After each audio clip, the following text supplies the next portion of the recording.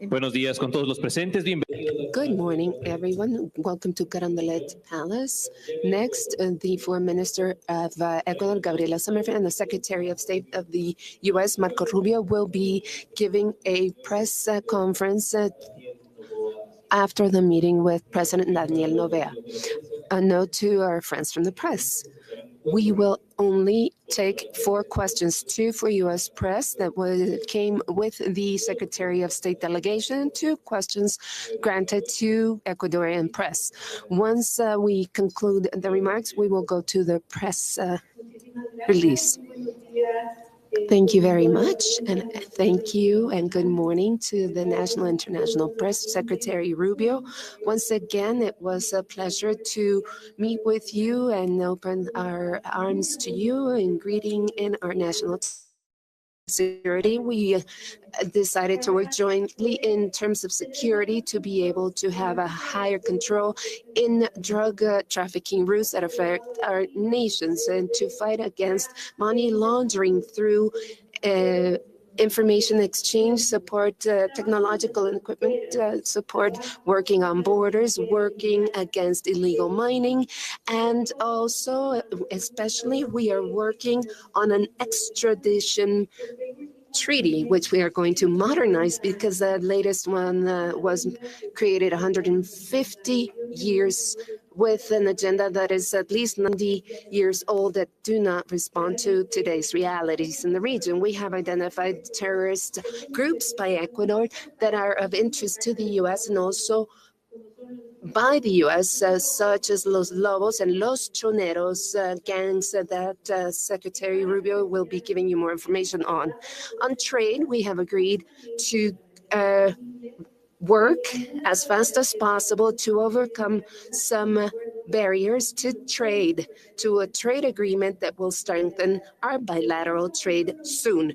We're looking for a safer environment for attracting U.S. companies investing in Ecuador to create more jobs in our country, financially and economically. There is a commitment by the U.S., as Secretary Rubio said, for supporting, working, and successfully working on the IMF programs in the next few weeks. So what is that we are seeking through our relationship in this meeting? We are seeking to put together 2 nations, the U.S. and Ecuador, our region, the Americas, and to make them secure and prosperous without threats from transnational organized criminal organizations and terrorist groups that want to subject our citizens to violence and to create countries that respect democracy and work under the principles of rule of law and human rights. Thank you very much. Ahora damos paso al señor. We now give the floor to Secretary of State Marco Rubio. Thank you very much for the opportunity to meet with you today. This is my second visit, but the first as Secretary of State. I was here as a senator several years ago, and I came back today. It was an honor to meet with you in two very important meetings. First, we have to say that without security, we cannot make economic progress. This is something that our president, the Ecuadorian president, know well. And what we are seeking is to help this government and Ecuador to face these threats. These threats are basically brought in from other countries, such as drug trafficking, illegal mining, that form these illegal groups, and basically coming from other countries that are affecting the country internally. First and foremost, I want to say that today we are designating as terrorist groups Los Lobos and Los Choneros, which gives the U.S. many options to fight against them through this special designation. I want to announce that we are designating $13.7 million to fight drugs and crime at the Department of State through our efforts, and also we are working to invest $6 million for drones, UAVs, for Ecuador, for the Ecuadorian Navy. so that they can combat this scourge. This is the beginning of what we can do together. We spoke of the possibilities. This is something long-term. To station U.S. troops in Ecuador, in cooperation, obviously, with the Ecuadorian government to create opportunities for joint training and operations and face common threats. Our relationship with Ecuador will not be limited just to security, to fight drug trafficking and money laundering and illegal mining. That's not the only focus of our relationship. We wish to have a broad relationship, an economic relationship. We've had a long-standing relationship culturally, personally, economically. These are links that have existed for a long time. The U.S. have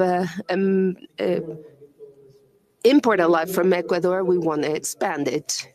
I'm not in charge of tariffs, but I do understand their importance in our bilateral relationship. We've made much progress in that regard. We've made much progress in our negotiations, and we hope that soon we will be able to have a positive announcement to strengthen and promote our capacity to expand our relations, not just to maintain them, but expand our economic relations.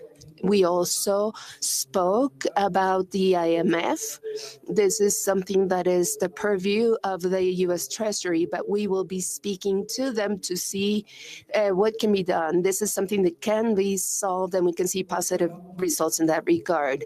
We also spoke about the hemispheric threat that comes from narco-terrorist groups.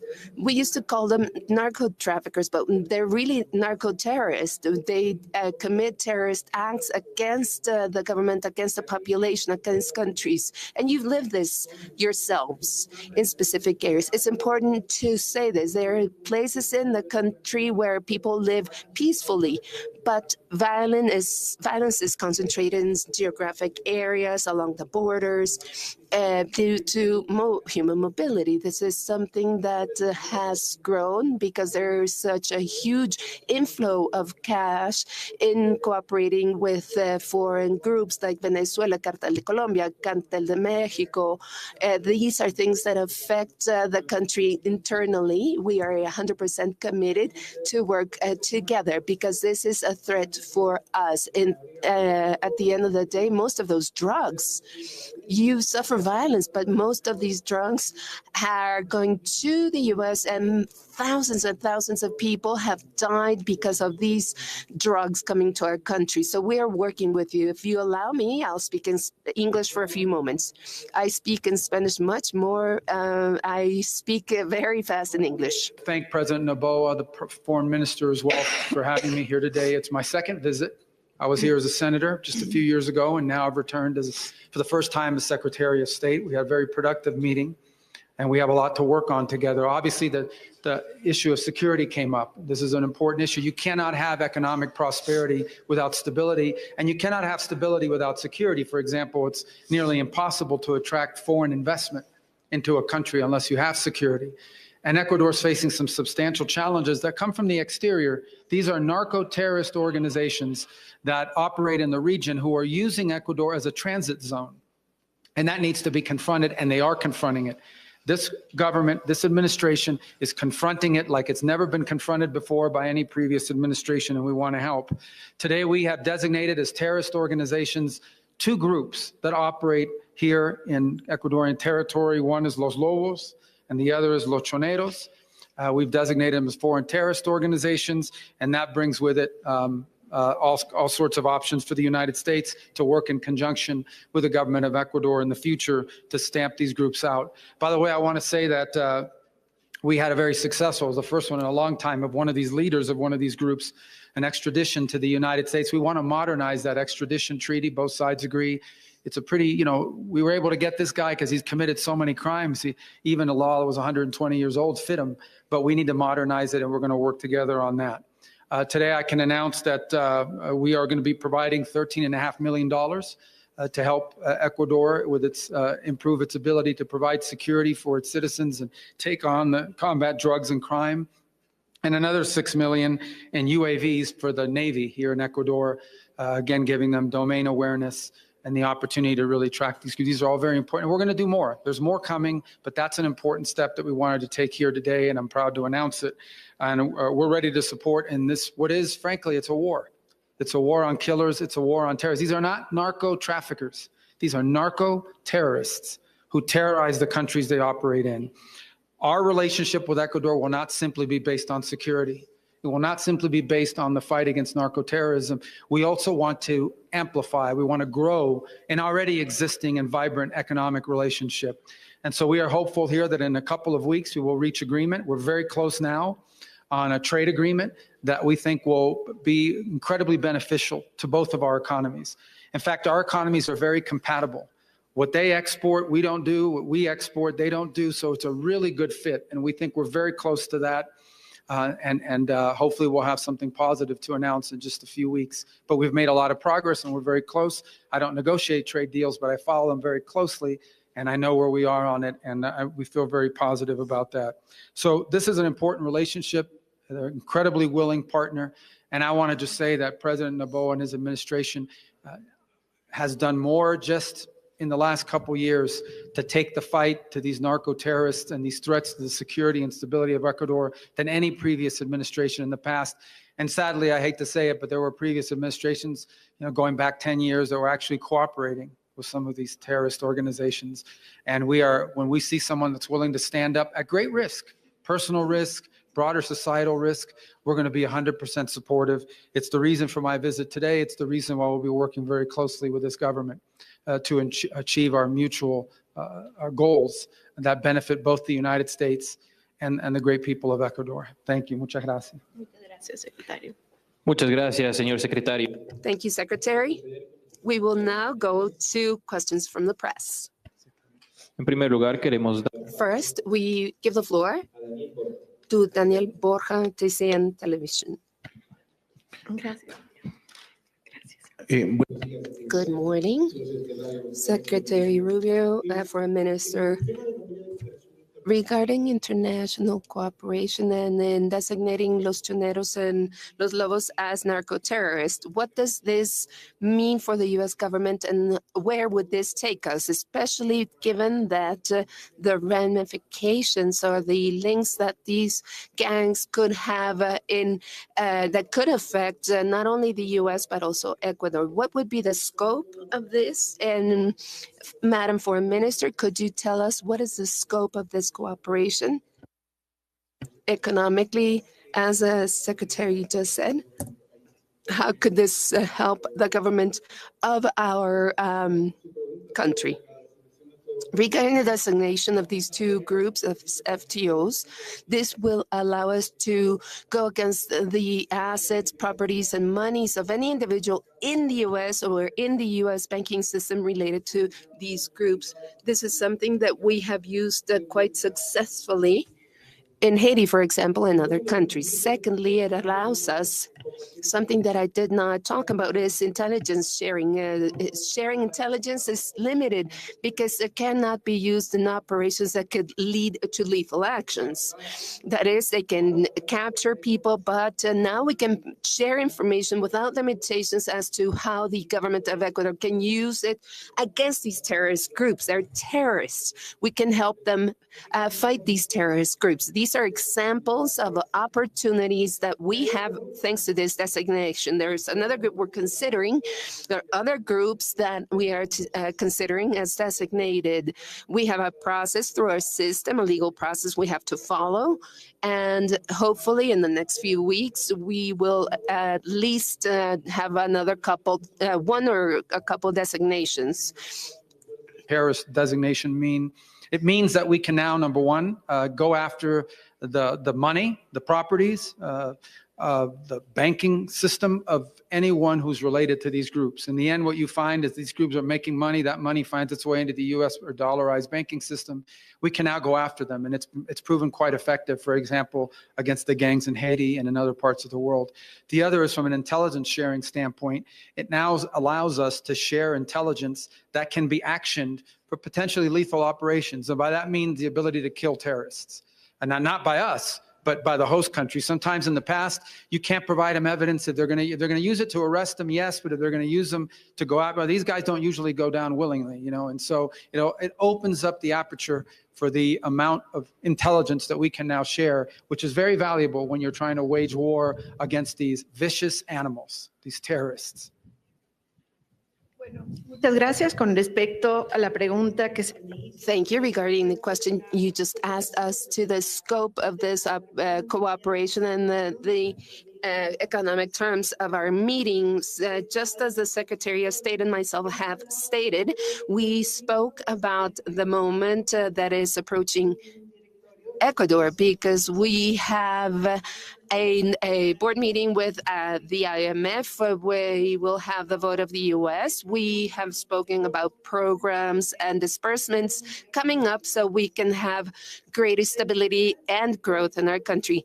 These resources are extremely important to Ecuador, and they will need the support of the U.S. for that. This does not mean that we will continue working on other programs for financing projects and other mechanisms that we have been using with the U.S., such as the DFC, who finance some of our important projects in infrastructure and energy in Ecuador.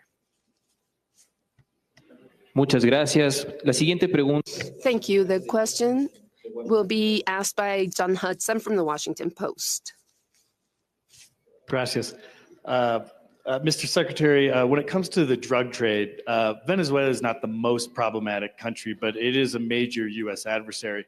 Should we expect smugglers coming from friendly U.S. allied nations like Mexico and Ecuador to also face unilateral execution from U.S. forces? And if so, will the administration seek authorization for the use of military force? No, you're wrong in your question. Number one, Venezuela is a major source. And the reason why is the following.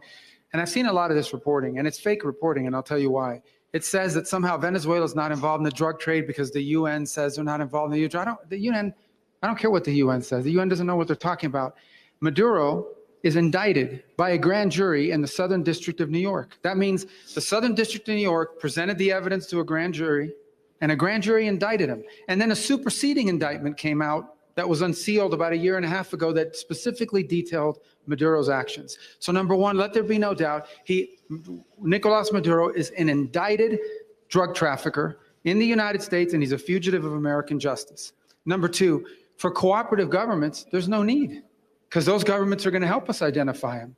They're going to help us identify him. Now, they're going to help us find these people and blow them up, if that's what it takes. They're going to help us with it. I don't know if you saw yesterday, Trinidad, a country that has suffered greatly from all these drugs coming out of Venezuela, they were congratulating us for it. They thought it was a great thing because they've suffered from it.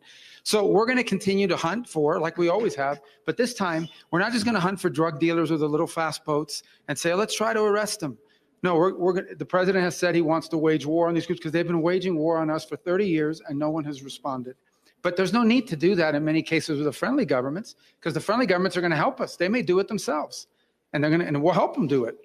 La pregunta fue sobre si los Estados Unidos va a tomar. The question is whether the U.S. will take measures. First and foremost, Nicolas Maduro is a narco trafficker.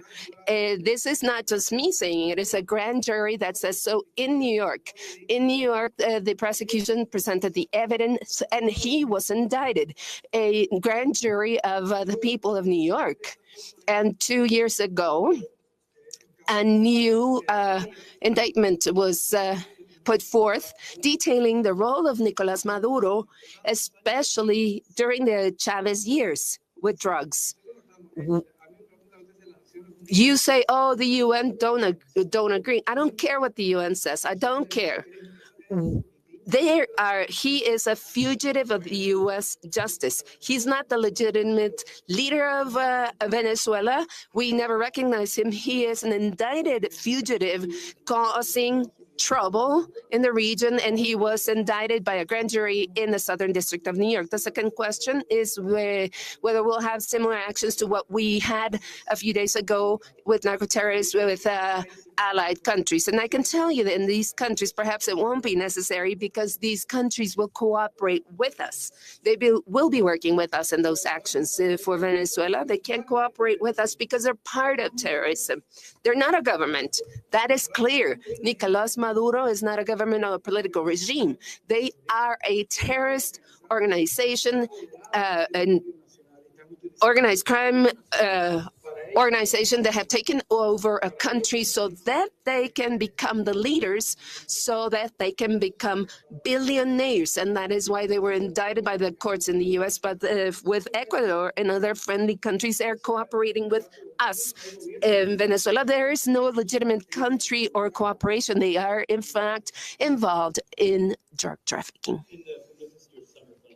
Do the agreements that you mentioned, do those include taking third country migrants deported from the U.S.? And is Ecuador agreeing to do this in exchange for security aid that Secretary Rubio just announced? Muchas gracias por la pregunta. De hecho, cuando hablamos de Thank you for your question. When we talk about cooperation among friendly countries, this is a comprehensive cooperation that entail and benefit one country and the other. In this case, in the migration policy of President Trump, these types of agreements as a safe third country are very important for people who are in the process of seeking refuge. The Ecuador will support the U.S. It's symbolic and important for our partner. We will do so in a coordinated fashion by protecting the interests of the Ecuadorian state and given the right that the Ecuadorian state has to reject those that we believe are not positive for our country, and we won't accept their paperwork. So, of course, we will do so because this is important for our partner. As Secretary Rubio just said, we have a broad cooperation framework in several issues. Migration is one of them. President Novoa, the fight against illegal migration is very important because it also is part of transnational organized criminal groups that benefit from the suffering of civilians in the region and in our country. Thank you. Denise Salazar from Visionarias. Good morning, for Minister. In your opinion, how did Marco Rubio receive the explanations received by the ministers that were part of the meeting regarding the conflict between the Ecuadorian state and narco-terrorism? And for you, Secretary of State Rubio, you spoke about the possibility of having a military base installed in Ecuador. Thank you again for your question. How was this information received? Well, it's information that is exchanged every day through our borders, and it is received through diplomatic channels. These meetings where we have a chance to see each other personally, eye to eye, to hear our voices directly, they're so important. This is where you can see that we share values, that there is a good relationship, that we are all focused on the same goals, because the goals that President Noboa stated for his government are very similar to those that President Trump has. We're seeking to fight organized transnational crime, terrorist groups. We want prosperous and economic growth and prosperity and economic growth in our country, fighting irregular migration, and to bring Ecuadorians back to Ecuador so that they have a safe program so that they can be safe in other places in a safe environment. The information that we have received so far by President Noboa himself through the information that was given to him through the ministers was very well received, because we have seen different angles of what is happening in Ecuador and what is also shared every day through diplomatic channels. Yes, I didn't see anything new because we are talking all the time. All the time we're in constant communication through our embassies, And so we're very well aware of everything that happens. And I personally know everything that happens, but it's important to see each other personally. These visits should be seen not just as a visit, but as a signal of how important we believe our relationship with Ecuador is regarding the military base. Ecuador is a sovereign country. If they invite us, we have to be invited. If they invite us, we will consider it. In fact, we had a military base in the past.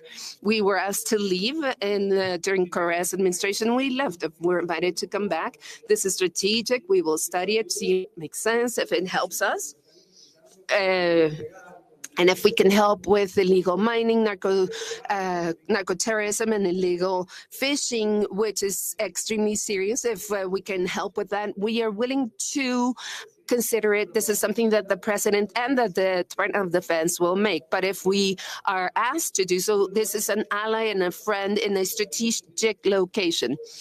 They are a sovereign country, and they have to invite us to come, and we will take this into consideration. In the meetings we haven't discussed in the past, because we're in constant communication through our embassy, through the personal relationships that we have. And I follow the issues very closely and have been very familiar with Ecuador for a very long time. These visits are important, though, because I think they signal how much we value our relationship with Ecuador, how important our relationship with Ecuador, and how much we appreciate the cooperation and the cooperative spirit in which we interact. The other question was whether we were considering military bases. Look, Ecuador is a sovereign country. They'd have to invite us. We used to be here. In 2009, we were asked to leave by Correa, who didn't like us very much and I guess wanted to help out the narco traffickers. And so we left. But if they invite us to return, we will consider it very seriously because it's a request of an ally in a very strategic part of the world. Muchas gracias. Finalmente. So in closing, we have a question, Sean Tandem from AFP. Thanks, Secretary Rubio and Madam Foreign Minister. Mr. Secretary, if I could go briefly to another part of the world. There have been moves by members of the Israeli government toward annexation of the West Bank. It's been discussed. This is explicitly a step to bury the prospect of a Palestinian state, which you've publicly opposed.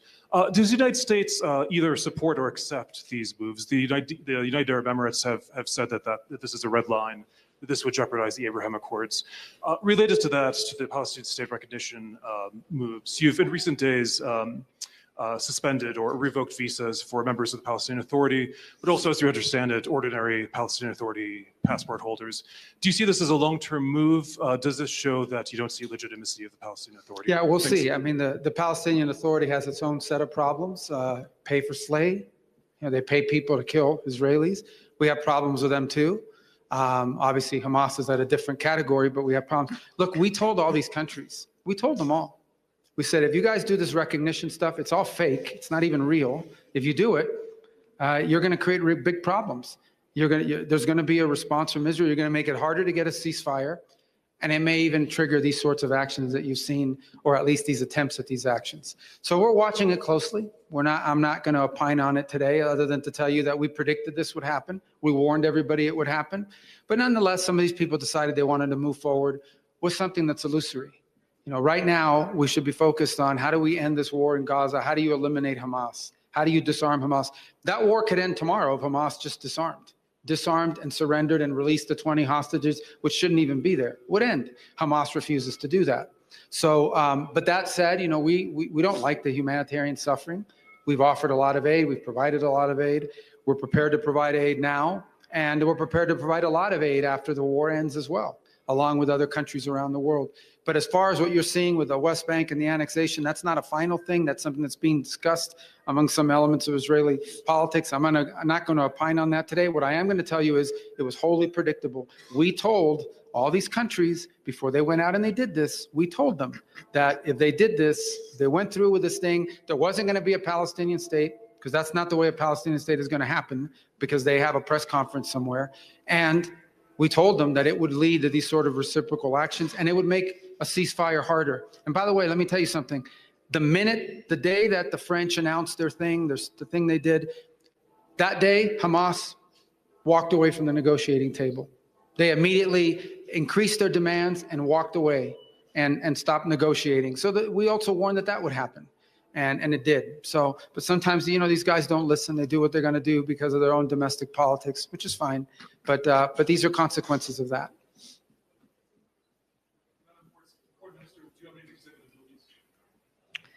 Bueno, el Ecuador mantiene Ecuador has a very clear position. We have rejected terrorist actions caused on October 7th, 2023 in Israel. She said 24. We are against any terrorist act or any action against civilians. On the other hand, Ecuador has supported from day one the position of Israel of returning every single one of the persons that were held as hostages, civilian hostages. We historically recognize two territories, two countries.